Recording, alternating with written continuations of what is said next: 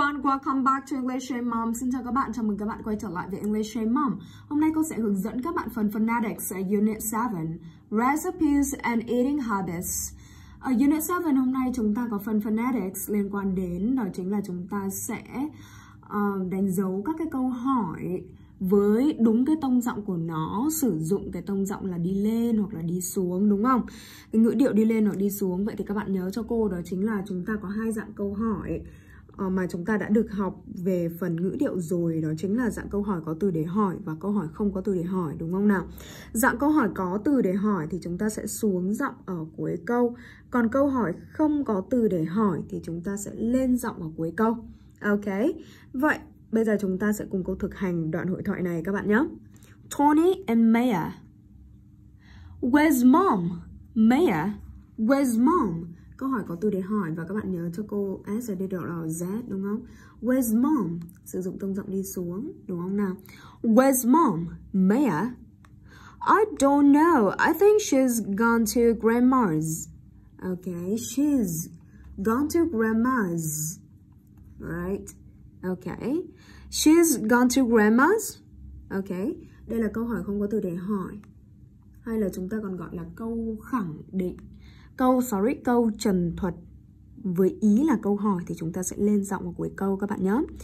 Mẹ đi đến nhà bà, đúng không nhỉ? She's gone to grandma's. Okay, lên giọng ở cuối câu nhé.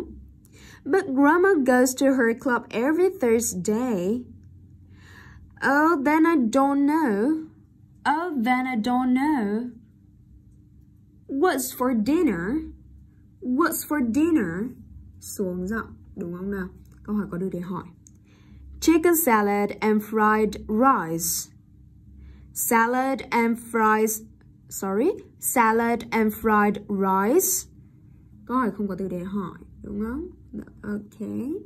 Salad and fried rice.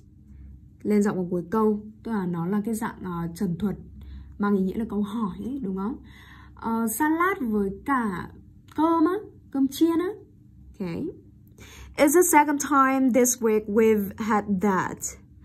I can make something more interesting if you prefer. Do you like green curry? Do you like green curry? Green curry? Chọn âm đi, ngữ điệu đi lên, đúng không nào? Rising intonation, bởi vì là ở đây nó là câu hỏi không có từ để hỏi. Green curry? Green curry? Sure. Green curly? Sure. Go upstairs and do your homework. Your curry will be ready in 20 minutes. I'm starving. Okay, được chưa nhỉ? Vậy các bạn hãy cố gắng tìm thêm một partner nữa để chúng ta có thể là thực hành bài đọc này giữa Tony và Maya thật là tốt nha các bạn nhé. Ok, và để xem thêm các bài giảng khác hoặc là các bạn muốn cải thiện kỹ năng nói và speaking và về phần ngữ âm của mình thì các bạn hãy đăng ký một khóa học ở English Amom để chúng ta có thể cải thiện được các bạn nhé. So now thank you and see you next time. Bye!